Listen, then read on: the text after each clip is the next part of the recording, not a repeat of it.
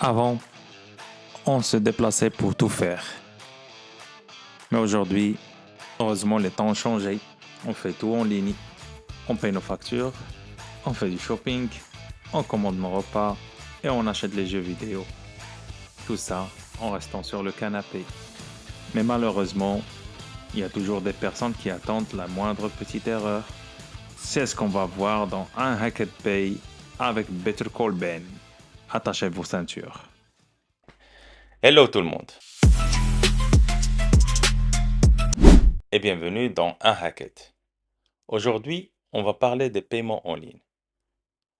En fait, il faut savoir qu'il y a 20 ans, les paiements en ligne étaient une exception, contrairement à aujourd'hui où c'est devenu une pratique courante et normalisée. Cette transition a été accélérée et simplifiée grâce aux différentes évolutions.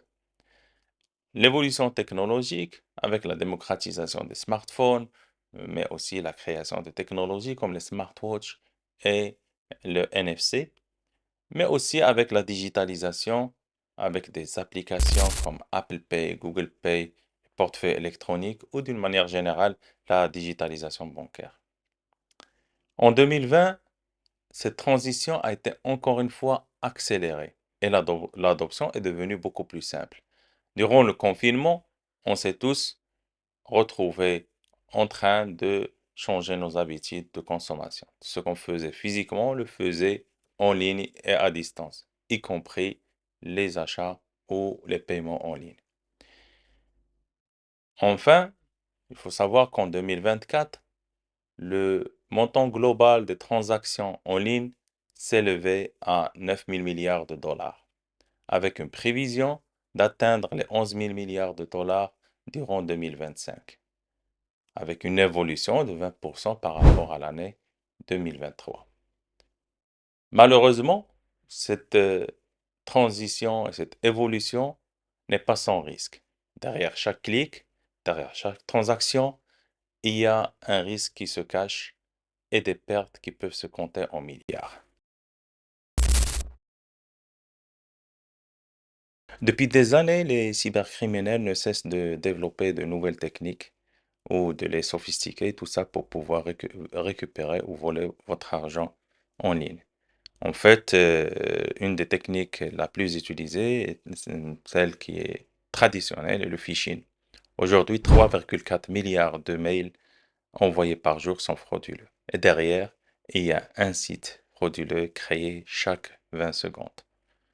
Malheureusement, il y a toujours 30% des personnes qui tombent dans le piège. À cela s'ajoutent les applications malveillantes, notamment télécharger des stores non officiels et qui, une fois sur votre smartphone, ils vont donner accès aux données qui sont sur votre téléphone, notamment les données bancaires ou les données personnelles. Mais aussi, ils peuvent donner le contrôle aux cybercriminels sur votre téléphone. Enfin, il y a une autre technique comme le skimming virtuel qui se base sur l'injection de scripts sur les sites marchands et tout ça pour récupérer vos données de carte bancaire. Une fois ces données récupérées, elles sont vendues au niveau du dark web.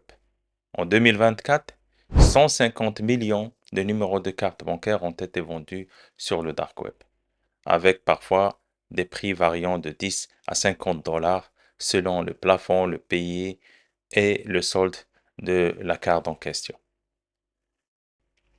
Malheureusement, les choses ne s'améliorent pas. Au contraire, avec la venue de l'IA, les cybercriminels ont pu développer davantage leurs techniques. Aujourd'hui, on parle de phishing sophistiqué, qui se base sur l'IA, qui est augmentée par l'IA et qui règle les petits défauts, les petites erreurs qu'il y avait dans le phishing traditionnel. On parle aussi de deepfake, visuel ou vocal. En 2024, une entreprise asiatique a perdu 24 millions de dollars à cause d'un deepfake où on a cru faire affaire avec le DG pour faire un transfert monétaire. Enfin, il y a aussi les malwares bancaires qui sont sophistiqués et enhancés pour l'IA pour pouvoir voler l'argent des utilisateurs d'applications bancaires. Rien qu'en 2024, les pertes totales en termes de fraude en ligne s'élève à 48 milliards de dollars par rapport à l'ensemble des transactions réalisées. Et le chiffre risque d'augmenter durant 2025.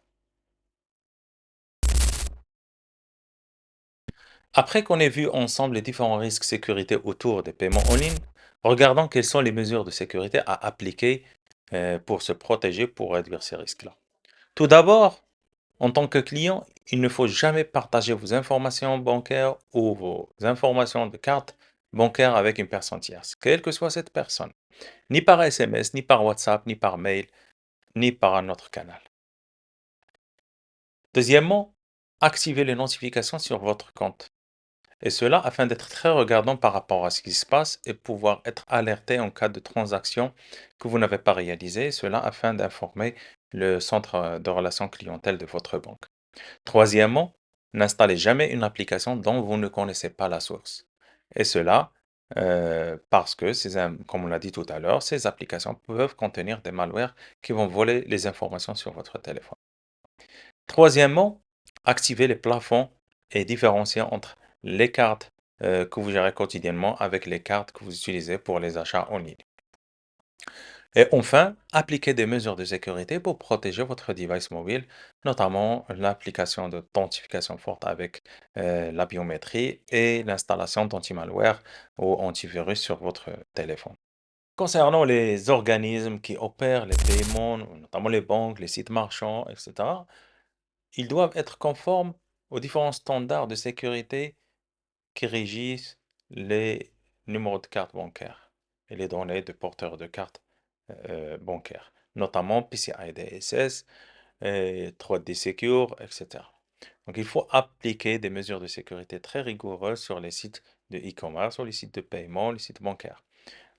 S'assurer qu'il n'y a pas de vulnérabilités qui peuvent être exploitées pour récupérer ces informations-là. Appliquer ce qu'on appelle la tokenisation ou le masquage des numéros de carte bancaire.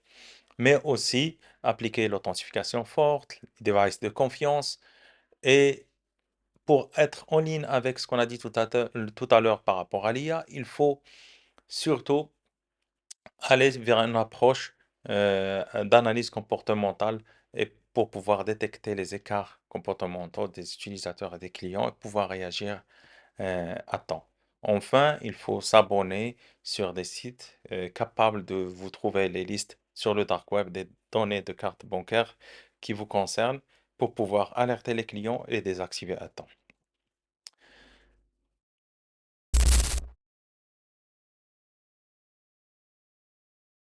Bonjour, c'est Hajar. Je fais souvent du shopping en ligne. C'est rapide, accessible et plus pratique. Mais j'ai toujours peur que les données de ma carte bancaire soient interceptées et utilisées pour voler mon argent ou au pire usurper mon identité. Bonjour Ben, c'est Ayoub. En fait, je préfère faire mes paiements généralement sur Internet, mais avec tout ce qui se passe dernièrement, j'hésite de plus en plus de passer par Internet. Hello, Ben. After COVID, I start shopping online more often, but I'm still afraid of phishing attack. Bah écoute Ben, franchement ça dépend. J'aime bien acheter en magasin pour tout ce qui est vêtements ou produits que je veux vraiment voir ou toucher avant d'acheter parce que on n'est jamais sûr de la taille, des petits détails. Mais en ligne, c'est super pratique. Je fais souvent mes achats en ligne pour gagner du temps et profiter des meilleures offres. Mais j'ai toujours peur que mes coordonnées bancaires soient piratées ou utilisées sans mon accord. J'aimerais être sûr que mes paiements restent vraiment sécurisés.